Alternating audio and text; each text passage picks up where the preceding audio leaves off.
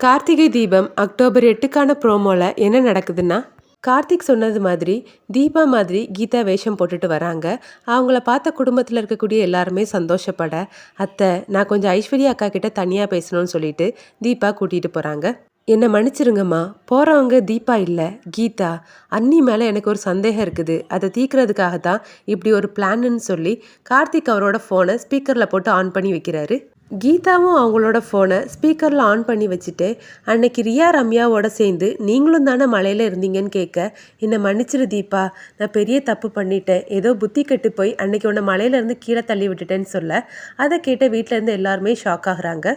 ஐஸ்வர்யா அவங்க செஞ்ச தப்பை அவங்க வாயாலே ஒத்துக்கிட்டதும் கீதா அவங்க தலையிலேருந்து கட்டை அவிழ்த்து எடுக்கிறாங்க. அது புரியாமல் ஐஸ்வர்யா பார்க்க, என்ன தீபா நினச்சிங்களா, நான் கீதா தான் சொல்ல, அதை கேட்ட ஐஸ்வர்யா ஷாக் ஆகுறாங்க. இது எல்லாமே உங்கள் வாயிலேருந்து உண்மையை வர வைக்கிறதுக்காக கார்த்திக் சார் போட்ட பிளான் தான் சொல்ல, ஐஸ்வர்யா என்ன செய்கிறதுக்குன்னு தெரியாமல் முழிக்கிறாங்க.